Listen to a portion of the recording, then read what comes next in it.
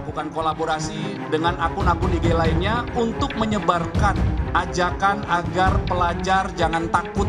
Banyak problematika yang kemudian terjadi dalam proses penegakan hukum kepada Del Pedro dan kawan-kawan. Penangkapan sejumlah aktivis dan pengguna media sosial yang dituduh jadi provokator demo ricuh masih menuai pro dan kontra. Tim advokasi untuk demokrasi pun mendesak adanya penangguhan penahanan untuk Direktur Lokataru Foundation Del Pedro Marhen karena proses penahanan yang dinilai menyalahi aturan dan tidak sesuai prosedur.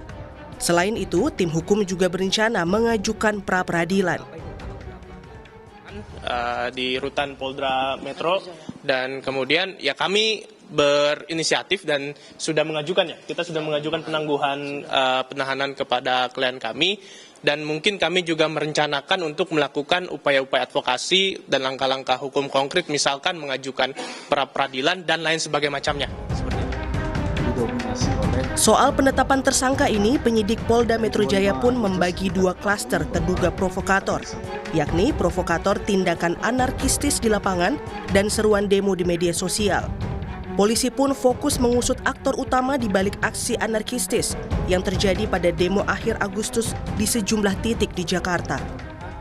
Klaster lah ya, ada dua kelompok. 6 tersangka pertama adalah kelompok orang yang diduga atau tersangka yang diduga menghasut, mengajak khususnya anak-anak, pelajar untuk ikut atau berada untuk hadir dalam situasi yang membahayakan keselamatan jiwa anak. Akan mengusut tuntas aktor utama, aktor penggerak utama di balik kerusuhan. Sementara itu, pakar hukum Universitas Andalas Ferry Amsari justru menilai penangkapan aktivis dan pegiat media sosial ini terkesan dipaksakan dan terlalu sumir untuk dikategorikan sebagai sebuah tindak pidana. Bagi saya terkesan dipaksakan ya untuk kemudian pernyataan-pernyataan di media sosial itu sebagai tindakan untuk dinyatakan sebagai penghasutan. Siapa yang menghasut, siapa yang dihasut, menurut saya terlalu sumir untuk kemudian dikategorikan sebagai sebuah tindak pidana. Ya. Apakah kemudian karena sebuah pernyataan di media sosial lalu di-like oleh seseorang dan ternyata dia dianggap sebagai menghasut? Apakah orang yang me-like itu ikut di dalam peristiwa unjuk rasa?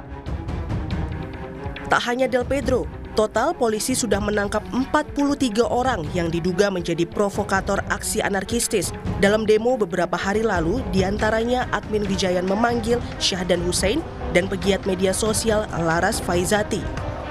Proses hukum masih berlanjut dan sebagian bahkan sudah ditetapkan sebagai tersangka. Tim Liputan Kompas TV. Sementara itu, Saudara, Presiden ke-6 Republik Indonesia Susilo Bambang Yudhoyono mengatakan unjuk rasa yang terjadi pada akhir Agustus ini membuat seluruh pihak sadar pentingnya membangun negeri ke arah yang lebih baik dan menjadi amanah dalam menjalankan tugas. Untuk itu, Saudara, kedepannya dialog, kebersamaan, dan kerja keras harus dijaga untuk Indonesia yang lebih baik.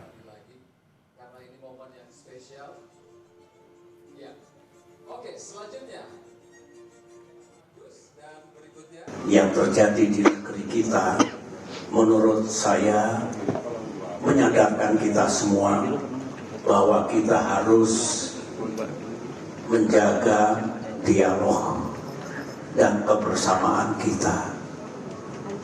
Menyadarkan kita membangun negeri ini ke arah yang lebih baik menjadi amanah, tugas dan kewajiban kita.